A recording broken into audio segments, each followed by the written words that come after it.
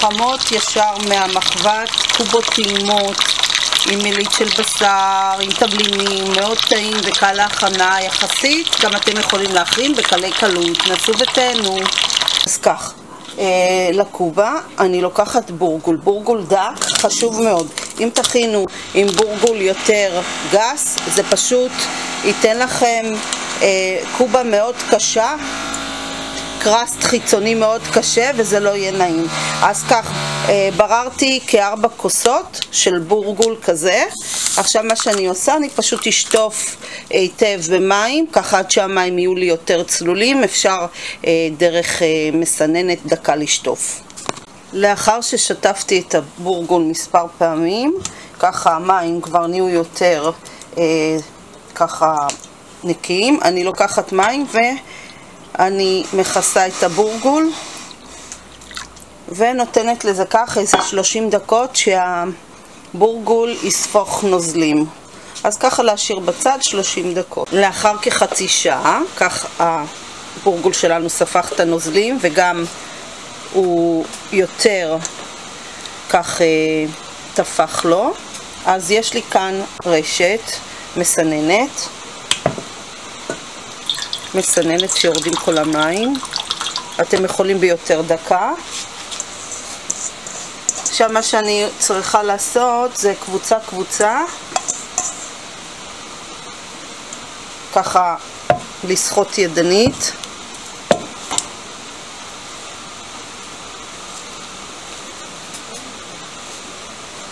אתם רואים יוצא נוזלים, ולשים בקערה.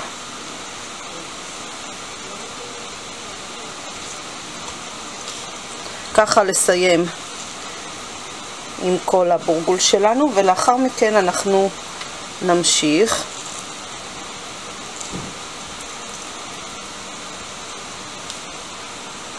לאחר שסחטתי את כל הבורגול, כך אני מוסיפה 1.25 כוס של קמח מצות בכוסות כאלה.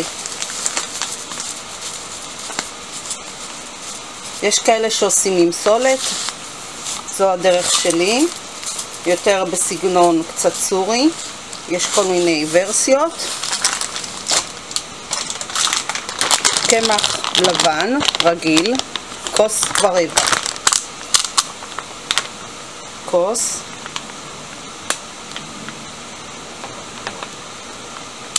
ורבע.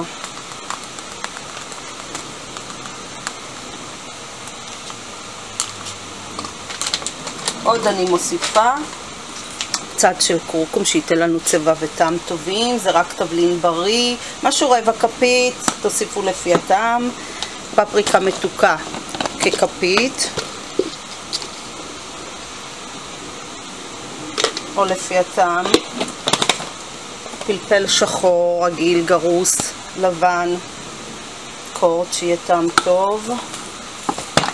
מלח. אני צריכה כאן לשים משהו כמו 1.5 כפית נראה לי, שלא יחסר. אתם תתאמו שלא חסר, אחרת זה ממש לא טעים. קצת לערבב.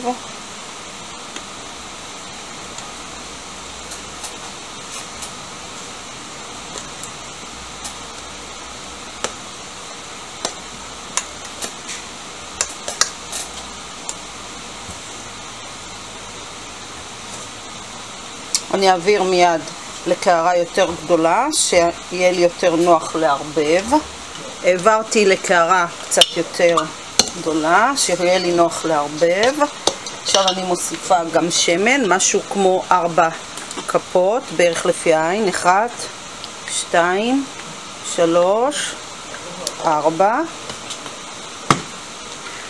אני שוב מערבבת. ומה שנותר להוסיף זה מים, מי ברז. אתם יכולים מים טיפה קושרים, זה גם טוב, לפי הצורך. תתאמו שהעיסה שלכם טובה, שלא חסר מלח, פלפל, תבלינים. אני אטעם עכשיו לפני שאני אוסיף את המים. בסדר גמור. אז יש לי מי ברז, אני מוסיפה לפי הצורך. אני רוצה בצק נעים.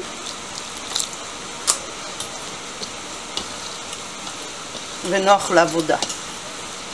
אני רואה שאני צריכה עוד. אני מוסיפה עוד ככוס.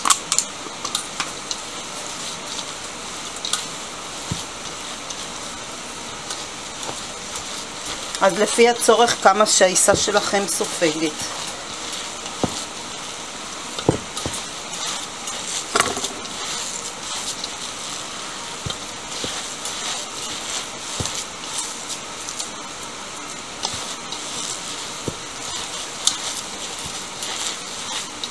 זה יכול להיות בין 2 ל-2.5 כוסות, לפי הצורך. בואו נבדוק.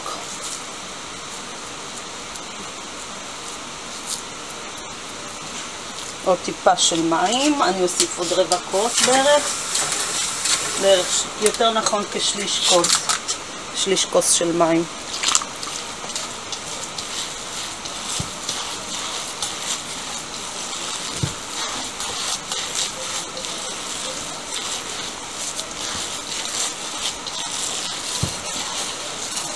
אם יש בעוד תוספת, צורך תוספת של קמח שיותר יחזיק לכם, אז אתם יכולים, תוסיפו לפי הצורך. לבצק נעים, צפתי עוד כשליש של קמח לבן רגיל.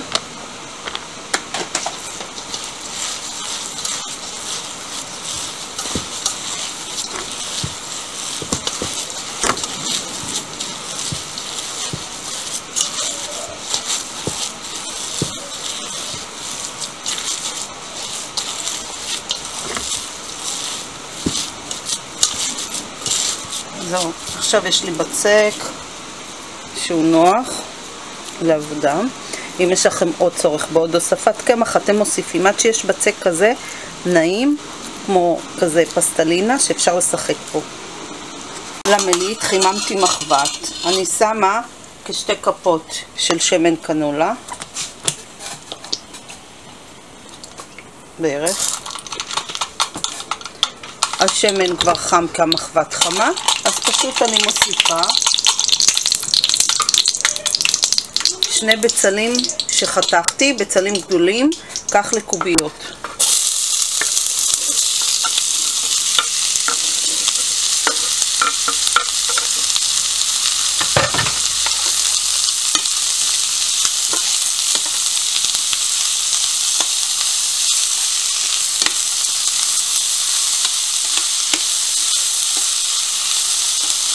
לטגן עד הזבה, מדי פעם לערבב. זה משהו כמו 6-7 דקות. לאחר שהבצל כבר הזיב, עכשיו אני מוסיפה תבלינים. אז כך, יש לי בהרת, שזה תבלין אופייני, שזה מאוד טוב. אני אוסיף משהו כמו חצי כפית. קורקום כקורט, משהו כמו רבע כפית, זה בריא וטעים. פלפל שחור, קורט. עוד אני מוסיפה קינמון, קצת. משהו כמו רבע כפית, או לפי הטעם. הכל אתם מוסיפים לפי הטעם. מלח. מלח נראה לי אני אוסיף כחצי כפית, אולי טיפה יותר, כי יש עוד בשר, משהו כמו 3/4 כפית שטוחה.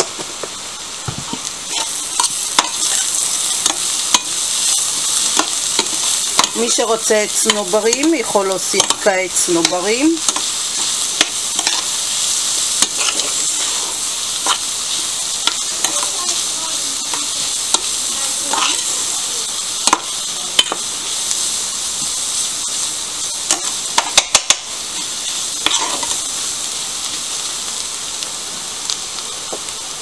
יש לי כאן כ-600 גרם של חזה עוף טחון או הודו או בקר. אז אני שמה רק חלק, בוא נגיד ככה רבע אני משאירה בצד, אחר כך אני אערבב כשהעיסה קרה. תעשו עם בקר וטעים.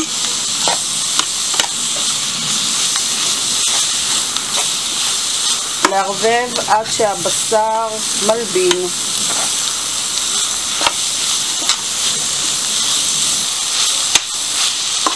זהו, הבשר כבר מפורר, משהו כמו 2 דקות הרווחתי.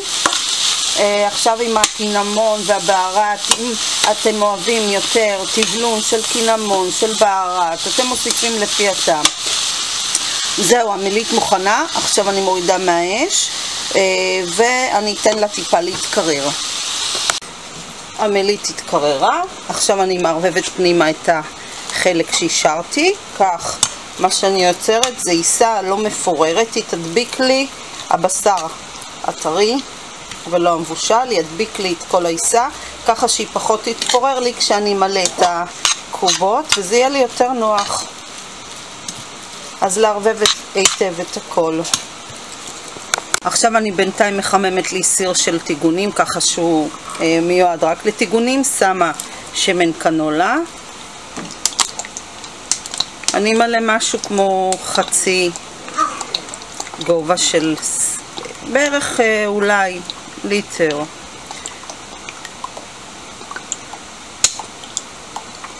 זה מספיק, פחות מליטר. עכשיו אני מחכה שזה יתחמם, בינתיים אנחנו נכין את הקובה שלנו. אז כך, יש לי כאן קצת מים, מי ברז, זה להרטיב את הידיים. מה שעושים, מרטיבים את הידיים, לוקחים מהבצק שלנו, משהו כמו כדור פינג פונג, שהידיים יהיו רטובות.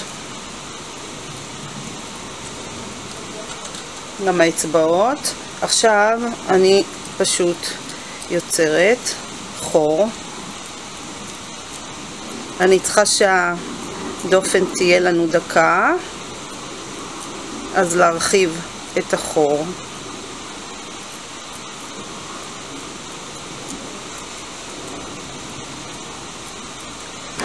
לוקחת מהמילית שלנו, יותר נוחה לעבודה כי היא דביקה בגלל הבשר ששמתי הלא מבושל, ועכשיו אנחנו נתחיל לסגור.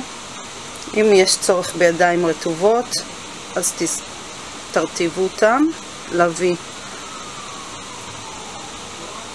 לסחוב למעלה בצורה הזו, לסחוב שלא יהיה חור. אם יש חור פשוט לשים טלאי. אם אתם רוצים קובה שפיצית או קובה רגילה, העיקר שלא יפתח לכם. זהו, וקיבלנו קובה נחמדה. נשים אותה בצד בינתיים בצלחת, ושוב פעם אני לוקחת מהבצק שלנו, כמו שאמרתי, אם הבצק זה יוצא, צריך לצאת משהו כמו בצק פריך, בערך מרקם. אם הוא לא מספיק ככה נוח לכם לעבודה, להוסיף עוד קמח לפי הצורך. וכעת להרחיב עם האצבע, לעשות שהדופן תהיה לנו דקה,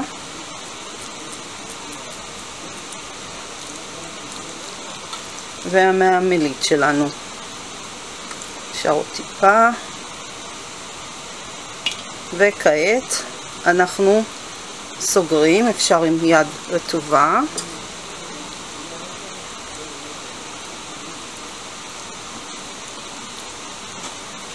לסחוב מפה מהצדדים בצורה זו,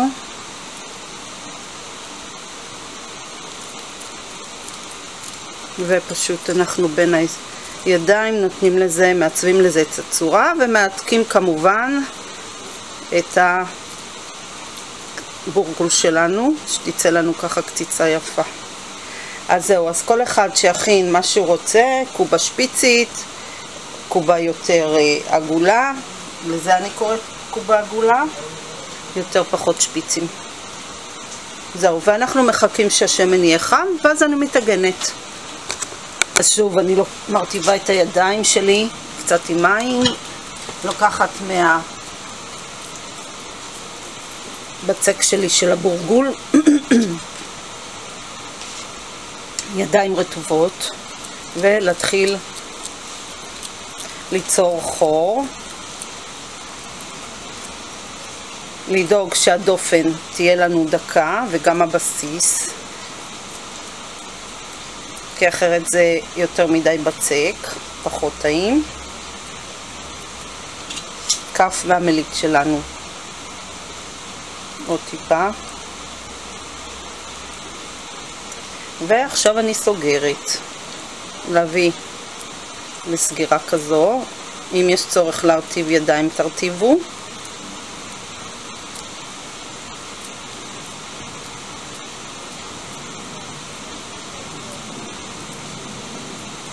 תראו שאין קרעים.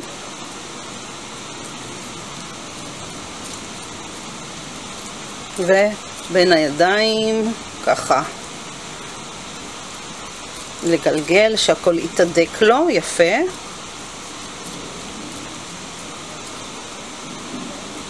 ועגול. זהו, יש לכם קובות טעימות. עכשיו אני מחכה לשמן ואז אני אטגן. השמן שלי כבר חם, אז פשוט אני מטילה בזהירות את הקובות לתוך השמן בזהירות. אם זה סיר קטן, אז משהו כמו 2-3 קובות, לא יותר. זהו, נחכה שזה יזעיב. להיזהר עם השמן, זה רותח. זהו, הקובות שלנו יפות וזהובות. להוציא אותם על מגש שיש בו נייר מגבת.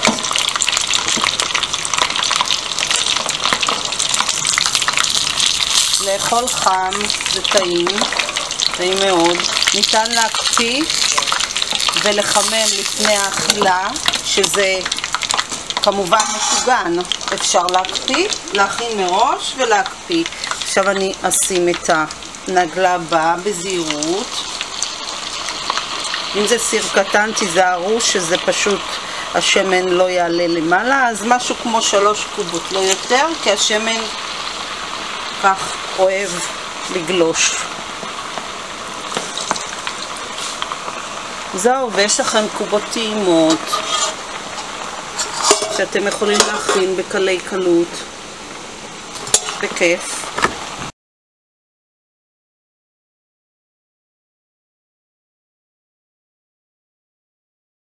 קובה בורגול עם מליט של בשר ותבלינים, בקלי קלות גם אתם יכולים להכין. קובה טעימה ויחסית קלה להכנה. נסו ותהנו.